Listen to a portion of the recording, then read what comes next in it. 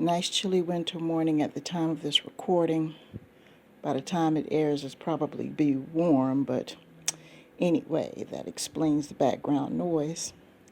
Have another spiritual download, and this message is basically to the parents, the people in my generation, and people who are becoming parents. And it's about dealing with adult children who are suffering financially. I'm going to speak from the perspective of an adult child who went through financial troubles and having to deal with adult children who are suffering from financial troubles. I think I mentioned in a previous audio of the message that was given to me when I started high school. Now, I mentioned in previous audios that I was biologically behind some of the other kids because of my birthday. My educational life started out with private school, and I think I mentioned this before. And back in the day, you could get into private school if you took an entrance exam and you were able to pass the entrance exam. It didn't matter if you were slightly younger than the state standard. As long as you passed the entrance exam, you were able to get into school. So instead of starting kindergarten at 5 years old, I was able to start kindergarten at 4 years old because I was able to pass the entrance exam for the private school I went to. So by the time I was able to get into public school, which was second grade, I was already a year behind the other children.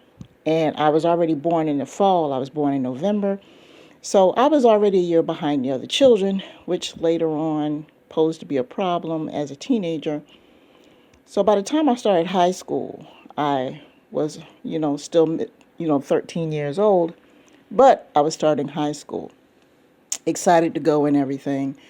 And my mother was always, the type of person that would always give advice and things, one of those first day of school type speeches and everything. And starting high school, she knew I was starting a new phase in my life, and she decided to come in and give me a speech about the future.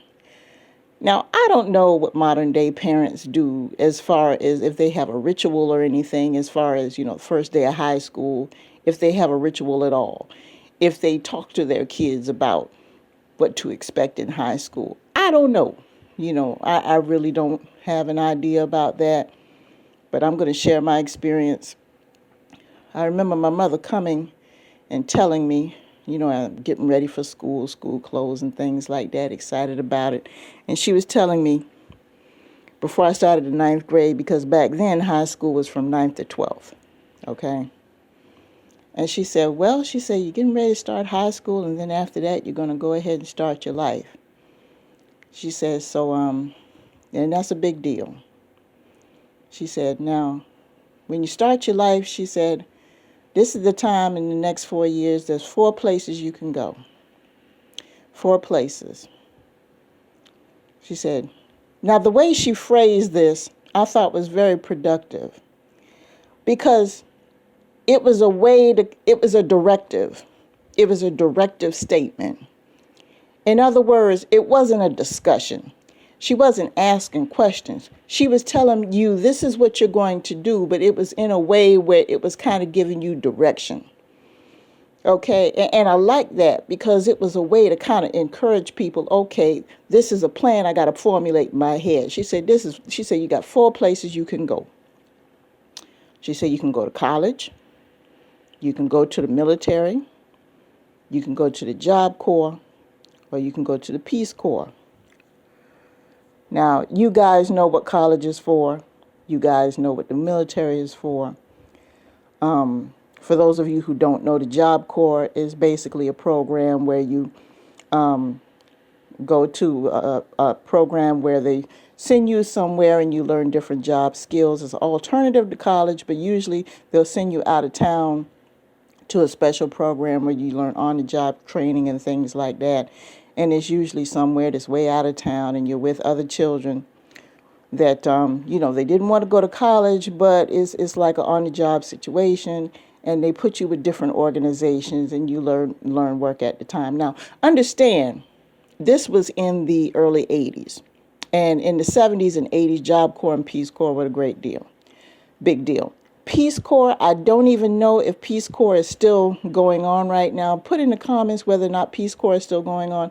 Peace Corps was more of a humanitarian situation. It could be called something else now, but basically it was more faith and religious-based, humanitarian-based. It was an alternative job corps if you wanted to do something to kind of like, save the earth type thing or humanitarian type thing, missionary type thing, if that's something you wanted to go into as opposed to a career.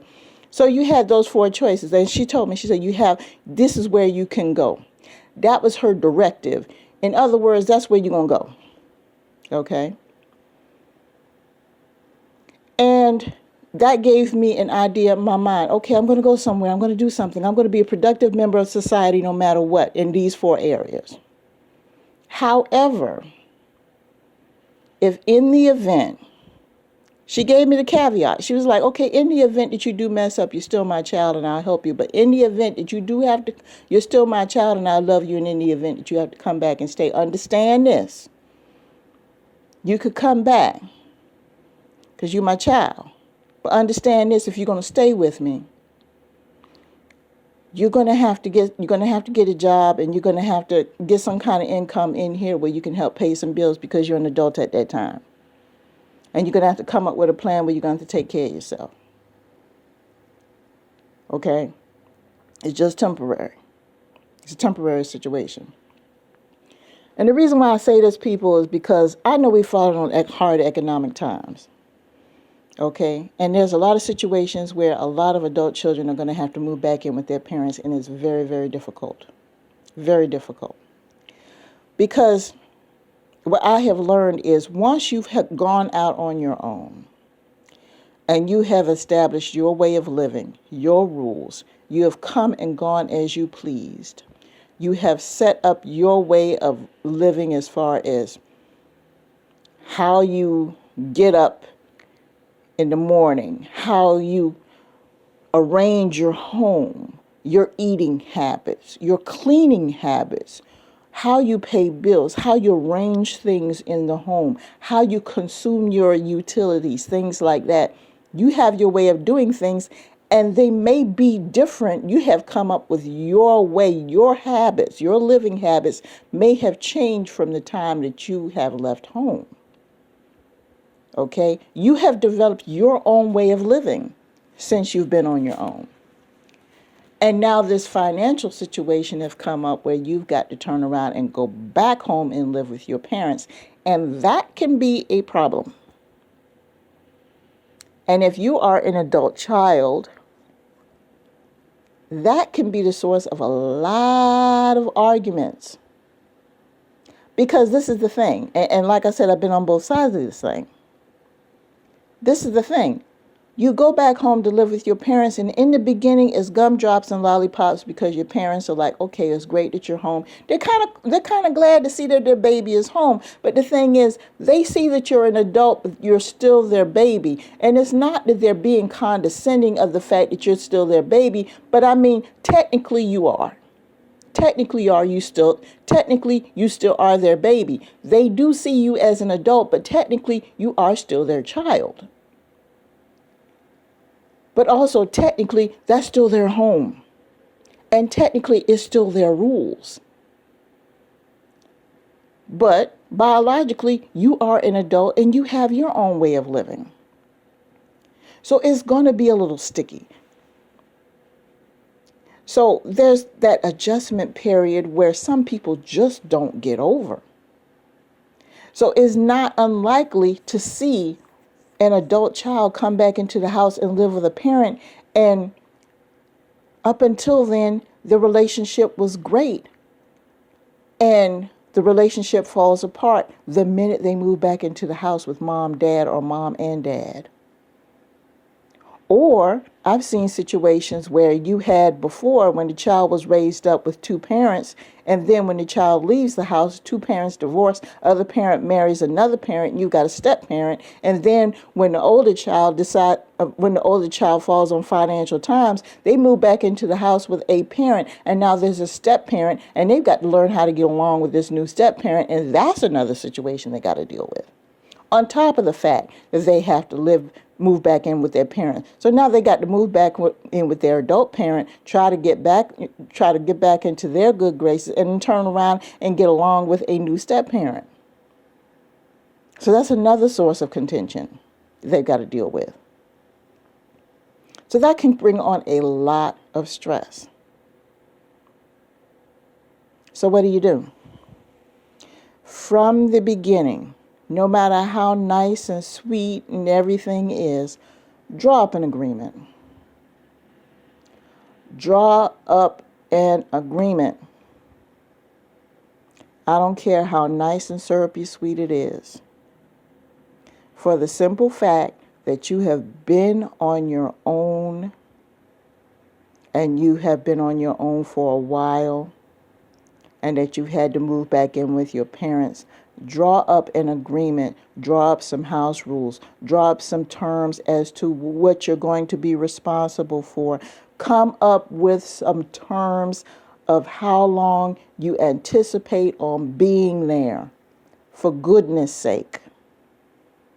30 days, 60 days, 90 days. If you don't have a job, give terms as to how you're going to obtain employment and how long you're going to be there and how much you intend on. For goodness sake, please put in there how much you intend on contributing every month. Please do that.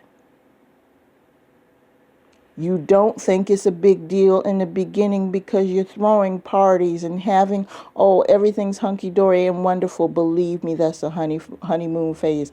After a period of time, some questions are going to be asked, especially after the first 30 days when those bills start coming in, because the presence of another person, the utility bills are going to go up, the food bills are going to go up, and everything else, especially if you're coming in empty-handed and you don't have any money. Even if you have any money, that money is going to start to run out. Come up with an agreement. I don't care if mom says, you can stay here as long as you want and da-da-da-da-da. Come up with an agreement and say, Mom, I understand that.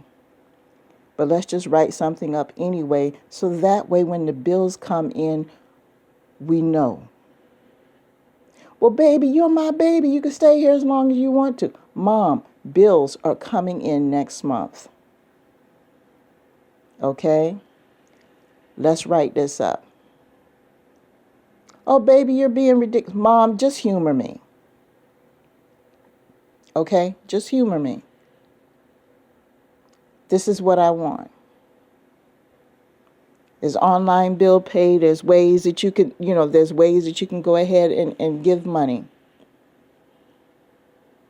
Insist. Because it will help you in the long run. There are too many times that I've heard the stories from both the child and the parent where everything was hunky-dory. I have gone to homecoming parties where kids will come in and they'll be like, I'm going to go home, got laid off from their 6-figure job and had to move cross country to go home to live with their parents because they don't have it. They ran through their emergency fund and they had to go back home and live with their parents to try to regroup and try to find a job. And they're walking in the door and the parents decide to hold this huge party because they're just so glad to have the child back home after this person has been on their own for 2-3 years. And I mean, they're so happy. And just a matter of months, they're at each other's throats. Horrible. So please come up with an agreement. Come up with an agreement.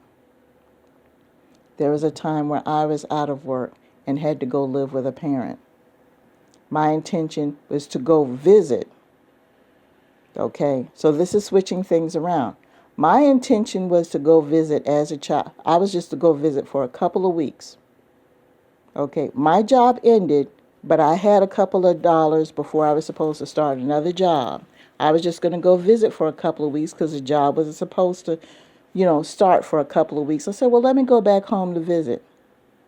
I went back home to visit for 2 weeks and come to find out things that were supposed to be okay in regards to my parent was a proverbial shit show. I had to wind up giving up the new job and literally staying there with my parent for several months trying to help that parent financially with money I didn't have. Okay? Wind up taking up a side gig working from home to try to help them with their finances. You just don't know what you're dealing with. You don't know. Okay? So just make sure you come up with an agreement. Make sure you have a full idea of what you're dealing with when you're living with an adult child or with a parent that you're taking in that you haven't lived with in a while. Because what you're being told and what you're exposed to may be two totally different animals. Okay? So with that being said, I'm going to go ahead and let you guys go. Peace to you all.